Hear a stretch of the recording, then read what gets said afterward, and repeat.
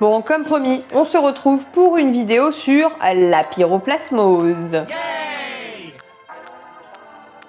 Déjà, petit disclaimer, je ne suis pas vétérinaire. Évidemment, si vous avez un souci avec votre cheval, il est nécessaire, il est impératif même, je dirais, de contacter votre vétérinaire.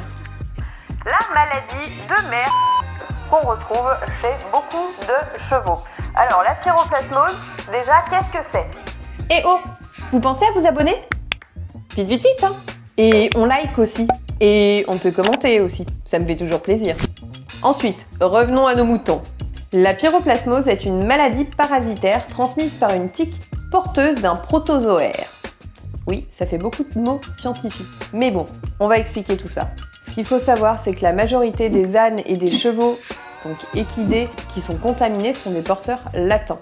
Donc ça veut dire qu'ils n'ont jamais manifesté de signes cliniques et qu'ils n'en manifesteront peut-être jamais au cours de leur vie. Alors par contre, ce qu'il faut savoir, c'est qu'une tique qui est porteuse, qui mord un cheval et qui tombe et qui va mordre un autre cheval, du coup, elle va transmettre la maladie aux deux chevaux. Cette maladie n'est pas transmissible à l'homme.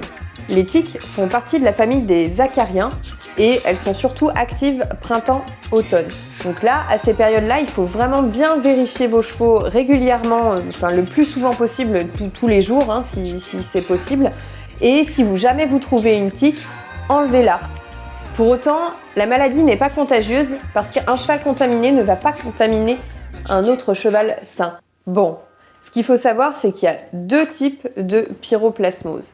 Il y a le Theileria equis et le Babesia cabali.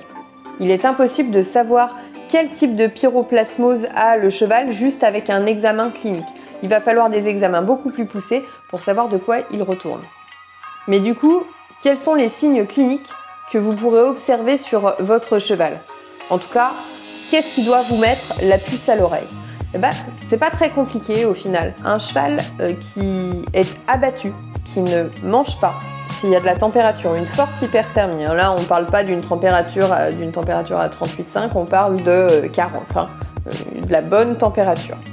Ensuite, on peut regarder aussi s'il y a des ictères. Donc les ictères, c'est les muqueuses qui sont jaunes, que ce soit au niveau du blanc de l'œil, au niveau des muqueuses de la bouche ou même également la vulve de la jument.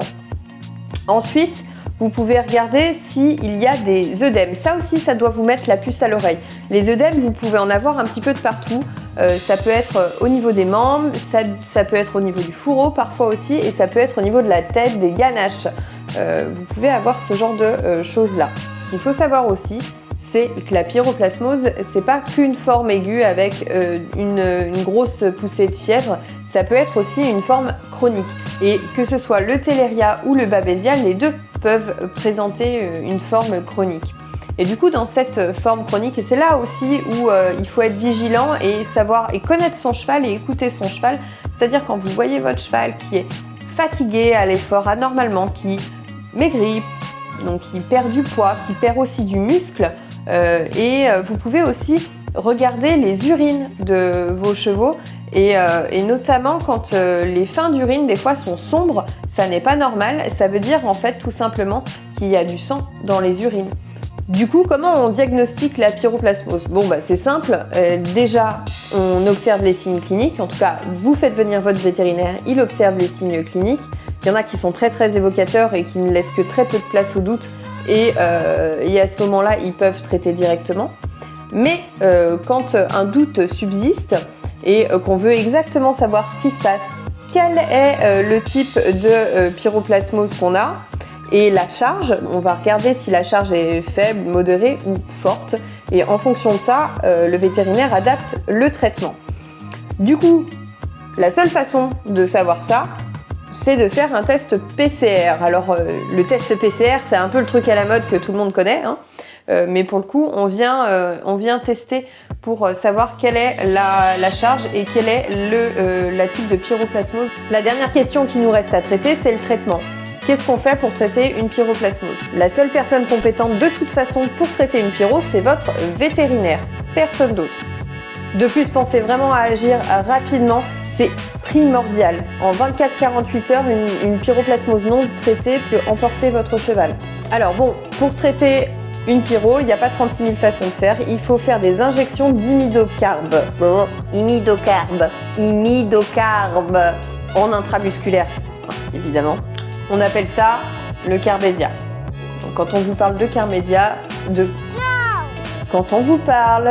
Carbésia, c'est un imidocarbe qu'on injecte en intramusculaire. Ouais, j'y suis arrivée. Imidocarbe. Les injections de Carbésia, ça reste cependant très délicat de par les effets secondaires, donc notamment les diarrhées, coliques, etc. C'est assez délicat. Et en fonction en fait de la pyroplasmose dont on est en présence, que si c'est du Babesia ou du Theileria, si c'est du Babesia, vous avez moins besoin de grosses injections d'imidocarbe Carbésia. Et si c'est du Theileria, par contre, là, en général, ils préconisent sur une charge forte, par exemple, sur une charge forte avec du Theileria, ils vont vous préconiser 3 doubles doses. Donc c'est vraiment conséquent pour le cheval à supporter. Une fois le traitement terminé, ou même parfois en parallèle, vous pouvez faire aussi du drainant pour soulager les reins, parce que la pyroplasmose, ça atteint parfois les reins, surtout quand on est en cas en présence de pyroplasmose chronique et que ça a été détecté un petit peu tard.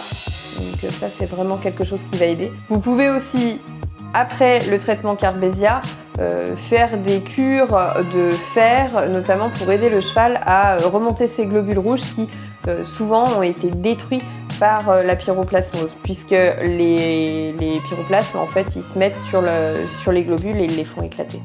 Après chaque année, vous pouvez aussi, au moment de l'hiver ou quand vous savez que votre cheval il baisse un petit peu en immunité, vous faites des cures pour l'aider à avoir une immunité gonflée à bloc pour pas qu'il fasse de rechute. Mais globalement, quand votre cheval est en bonne santé et qu'il a été traité, ça doit aller quand même. Prenez bien soin de vos chevaux. On se retrouve dans une prochaine vidéo. Bisous, ciao!